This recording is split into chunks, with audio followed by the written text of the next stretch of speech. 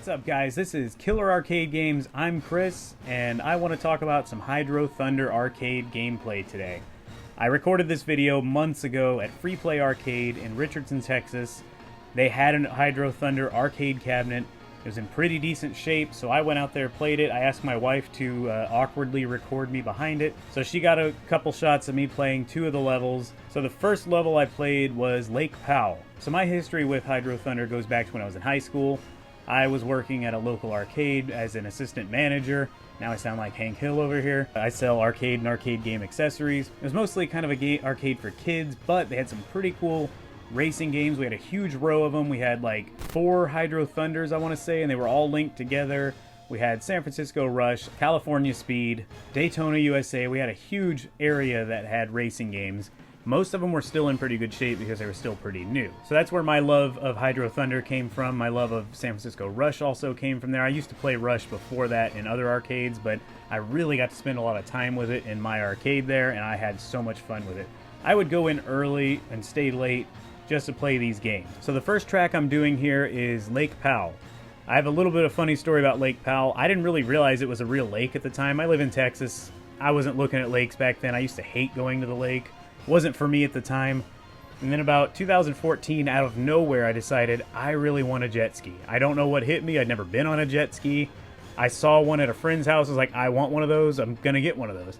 I kind of have a bad habit of that, saying I want that, I'm going to have that, and usually I make it happen. So I get a jet ski, I have so much fun on that thing. My wife gets kind of like, I would like a jet ski too, so now 2015 rolls around, we have 2 jet skis. Then I start looking at, where do I want to take these things? I want to travel and go check stuff out. I found Lake Powell, and I was like, oh my god, I used to race there on Hydro Thunder. Wow, you know, and we ended up taking our jet skis all the way out to the Utah-Arizona border. It was like a day-and-a-half drive. Lake Powell is unbelievable. I'll put some footage of me out there. That place is truly a sight to see, especially on a jet ski. You get to go into some of these slot canyons, and you'll be on the water, and it's like 100 foot of canyon walls above your head. It's just crazy. Beautiful lake. So it's kind of like racing through there on my jet ski gave me the feeling of being at Lake Powell on Hydro Thunder. I know it's a weird thing not a lot of people probably associate with that lake, but it was a really cool thing to see, and I can't wait to go back there. The only way I'm going back there right now, at least, is on Hydro Thunder, so let's get started. Lake Powell is a medium difficulty track. I also pick Tidal Blade as my boat. That's kind of like my go-to boat. Now, when the arcade is in good shape and the force feedback works well and the throttle works well, I will oftentimes switch it up. But for now, Tidal Blade is kind of the go-to boat. It's fast, it's stable, it's a good boat. Now, if you'll notice here, I do skip that 9-second boost that's up in the corner. I purposely do that over Rainbow Bridge because it's just, it actually seems to take away from the time. I love that tight turn right there. You kind of just go over the shore just a little bit, and it'll really cut down some time. Now, I don't take, if I remember correctly, yeah, this turn was sloppy. I don't know how that happened. I should have made that much tighter. I've kind of memorized where most of the boosts are here, so I can just hit all of them. Although, like I said, this arcade was in decent shape, but not all of them are in great shape, so you kind of have to do your best with what you're given as far as controls go. But when I'm on a really well-made or really well-maintained cabinet, I can do a lot better. I love this little trick right here. I never caught this for about the first 10 times. You can just pick both boosts up. You get a full, like, 12 seconds of boost just by doing that. And you really don't lose any time. It's really cool. I think this is probably my favorite track. I would love to have more time on these arcades so I can record more, but it's hard to even find one of these, and it's hard to get a chance to set up a camera. It's just not easy these days unless I buy one of these, and I would love to buy one of these. I just don't have the room for it. Missed that boost, unfortunately, but I was doing pretty well boost-wise, so I wasn't too upset. Come on. I think my best ever time was 1:42. Now, that is not going to happen again without a lot of work and really practicing on this again, but I'm pretty proud of this time here. I was actually racing against my best time on this one. So yeah, 1:47:43. I beat my old time by just like milliseconds. But it was a good time. I actually liked it, and I spent a lot of time that day. You'll see these right here, knocking TDM out of his spot there, just barely. Whoever that is, that was a heck of a run. He even used the same boat. It's so fun to battle with people you don't even know them, you know, and you're like, I'm gonna knock this dude right out of that spot. I drove 250 miles to get here, and you can bet I'm taking you out. So the next track I race here is Greek Isles. I'm using Rad Hazard as the boat. Really fast boat, really hard to control though. It's like a disc, so it just flops all around on the water, and if people bump you, you get knocked over. So let's see how this one goes. This is not going to be my best time ever, as I guess I was still trying to get that starting boost that you can get, and failed miserably, because I don't know if it was, in this case it was probably my mistake, but that throttle was pretty loose, and I don't know if it works exactly as it's supposed to anymore. Alright. So you got to take this turn real tight right there. I wasn't tight enough probably, but good enough to get the boost at least. This stupid police boat where they're yelling at you in, I guess, Greek, I don't know, is annoying, but you go behind that waterfall. This is a great little tip here. You get behind that waterfall and you're going to get like 21 seconds, I want to say, of boost. So you just boost the entire time and you come out of there still having boost. I always like to turn ahead of time right there, right before I come off the water. That way I'm sideways and ready to go straight. You don't want to just like bump into it with your nose.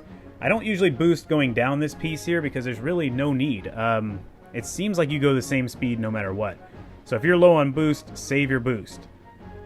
Yes, I know there is a 9-second boost off to the right there. I think it's actually faster to skip it, and I don't know, I need to test that theory out. I used to always hit it, but sometimes I go up there and I bounce off the walls and I lose a lot of speed and time.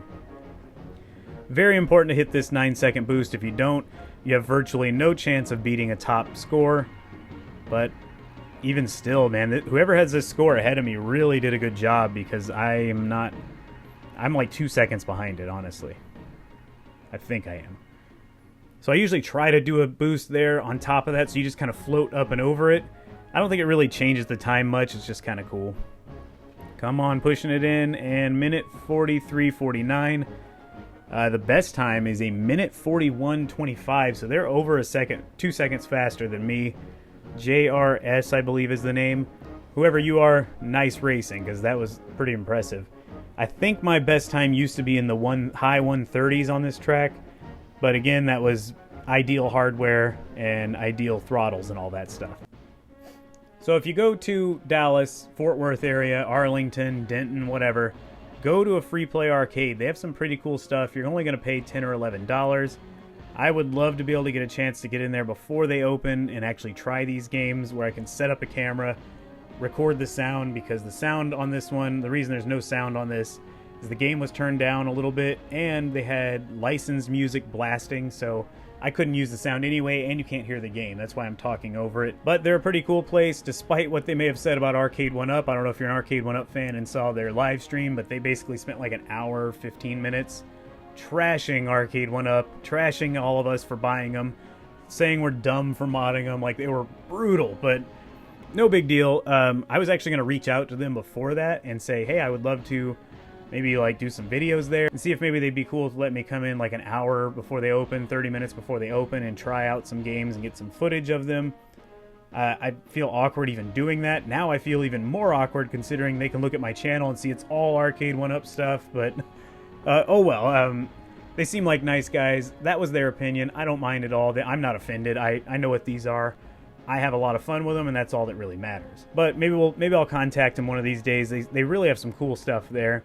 The whole Dallas-Fort Worth area, I've said this before, is incredibly great for arcade gaming. A lot of places that you can just pay to get in, play as much as you want, and leave. Really cool places. Go check them out. So if you enjoyed this video, please give it a thumbs up. Leave me a comment. Let me know what you think of Hydro Thunder. If you remember some of your best times, or even if you have them recorded, leave me a link. I'll check them out. I really liked seeing that stuff. And let me know if you're like me and you're still really excited to get your initials in on an arcade. I know it's 2020. I know that probably hasn't been something to be super proud of since the 90s, but I used to love it in the 90s. I love it now. I go to arcades and I take pictures when I get my initials on there.